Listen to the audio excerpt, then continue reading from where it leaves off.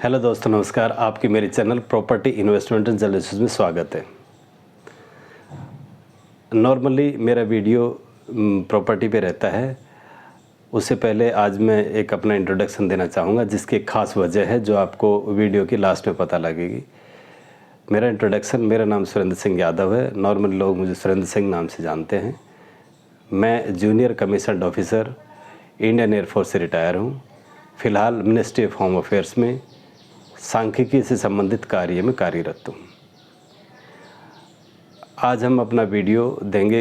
Actually पीछे मैंने video दिया था कि भाई प्रॉपर्टी के डिफरेंट टेम्पलेट्स कि किस किस तरह के घर होते हैं जिसमें आपकी डिसीज़न मेकिंग इजी हो।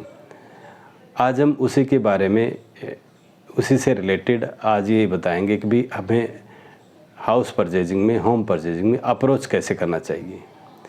नॉर्मली क्या होता है कि जो स्पेशली भाई डिफेंस रिटायर्ड, भाई एयरफोर्स, आर्मी और नेवी से रिटायर लोग होते हैं या पैरामिलिट्री से रिटायर्ड लोग होते हैं, जैसे CSF, BSF, ITBP, SSB और इस तरह की जो पैरामिलिट्रीज़ है, या जो सिविल के गवर्नमेंट डिपार्टमेंट में भी जो क्लास B से है, वो भी ऑल इंडिया लाइबिलिटीज़ के अंडर काम करते हैं। और उसमें क्या है कि उनकी पोस्टिंग नॉर्मली होम टाउन से दूर होती है।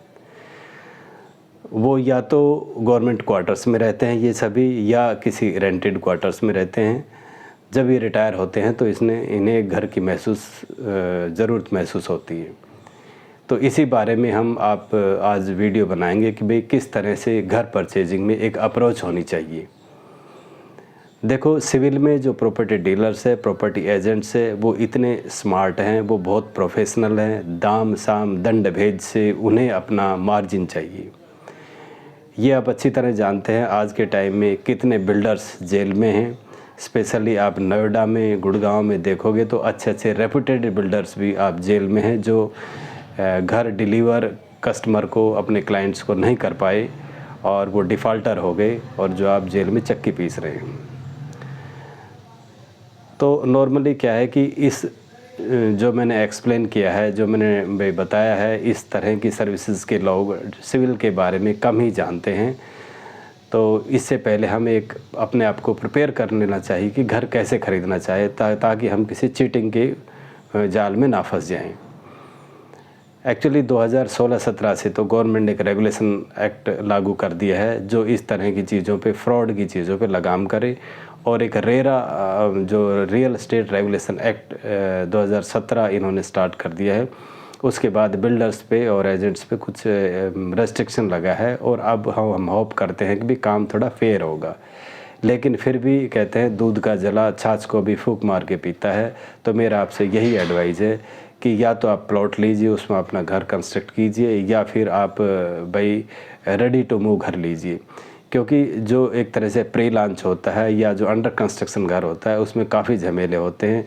और प्रॉपर्टी डीलर इतने एक्सपर्ट रहते हैं कि एक बार वो जैसे भी आपसे एग्रीमेंट साइन करवा लेंगे, बाद में आपको बताएंगे कि भाई इसमें IDC के अलग पैसे हैं, EDC के मीन्स इंटरनल डेवलपमेंट के अलग पैसे हैं, एक्सटर्नल डेवलपमेंट के अलग पैसे हैं, और भाई जो कॉस्ट, मटेरियल कॉस्ट जो बढ़ती है उसके भाई जो रेट बढ़ा है उसके अलग पैसे हैं, गवर्नमेंट की रजिस्ट्री की ये पैसे हैं, और एग्रीमेंट कितने हैं, वकील को इतने देने हैं, और भाई GST इतना है। तो जो आप एक तरह से कैलकुलेट, जो आपको घर की कॉस्ट बताता है, उससे करीब 20-25% एक्स्ट्रा वो और खर्चे आपके सामने ला के रख देते हैं।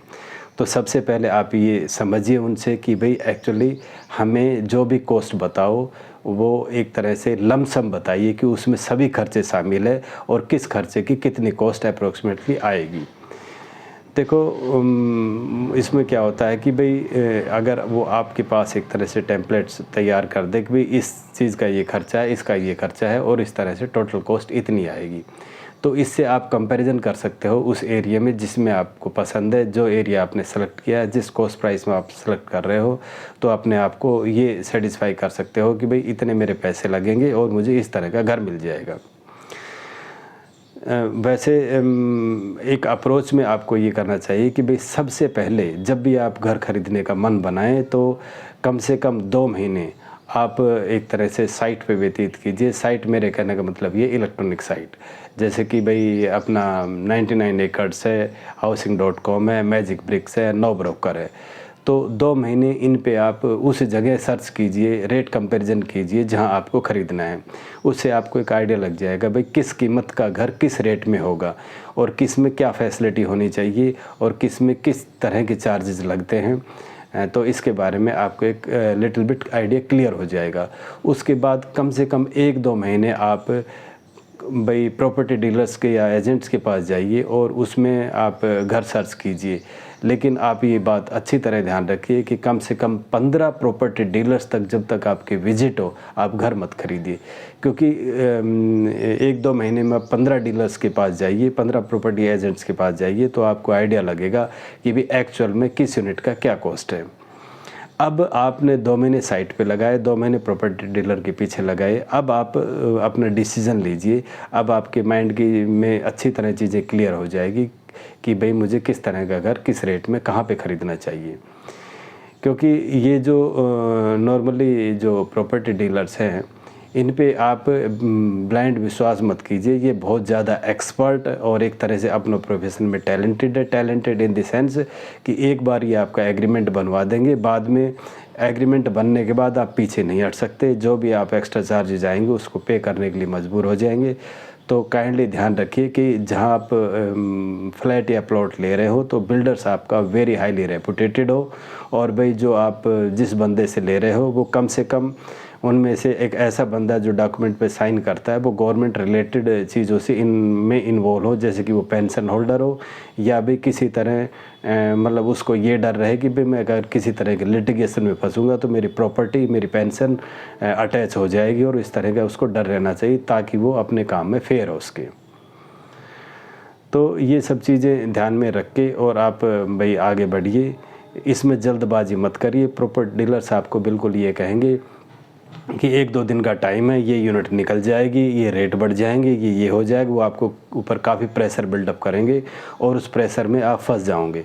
तो सबसे पहले तो बात, कभी भी आप अकेले मत जाइए, अपने दोस्त या अपने रिलेटिव्स या अपने भाई किसी घर के सदस्य को साथ ले जाइए ताकि वो उनका प्रेशर बिल्डअप नहीं हो पाए। फिर आप बिल्कुल आप भाई 2 महीने जब एजेंट्स के पास जाओगे तो अपने आप को क्लियर कर लेना कि मैंने 2 महीने तक डील करनी ही नहीं, और इस 2 महीने में मैंने 15-20 कम से कम एजेंट्स के पास जाके और एक आइडिया लेना है। जब आपको क्रिस्टल आइडिया हो जाए देन यू को भाई आप आगे बढ़ सकते हैं और अपने सपनों का घर खरीद सकते हैं। इसमें क्या आप इस प्रोसीजर के थ्रू जाओगे तो ज़िंदगी में घर एक ही बार ख़रीदा जाता है, और अगर आपका डिसीज़न गलत होगा तो आप एक तरह से रिग्रेट में आ जाएंगे, डिप्रेशन में आ जाएंगे, और उससे आपकी ज़िंदगी का सुकून चला जाएगा। तो ज़िंदगी भर जो आपने कमाई हुई पैसा है वो उलझना नहीं चाहिए, वो सही जगह लगना चाहिए और वो आपको एक सुकून और शांति दे सके। यही मेरा एक तरह से भाई इस वीडियो का पर्पज़ है। और जो मैंने कहा था कि भी इंट्रोडक्शन में लास्ट में दूंगा, आप मुझे भी चाहे तो व्हाट्सअप कर सकते हैं। आप किसी भी तरह की सलाह या किसी भी तरह का आइडिया लेना चाहे तो मैं हमेशा आपके लिए तैयार हूँ, क्योंकि मैं भी डिफेंस रिटायर्ड हूँ और चीज़ों को समझता हूँ कितनी हार्ड लाइफ वहाँ पे होती है। और भाई उस हार्ड लाइफ के बाद आदमी धोखे का शिकार हो जाए तो एक तरह से हालत ख़राब हो जाती है। तो आई थिंक मैं अपने कॉन्सेप्ट को लिटिल बिट क्लियर कर पाया और कुछ एक तरह से भाई आपको सलाह दे पाया। अगर आपको ये वीडियो अच्छा लगा है तो काइंडली सब्सक्राइब कीजिए, लाइक कीजिए और कमेंट्स दीजिए। बहुत बहुत धन्यवाद। Thank you very much. Thank you.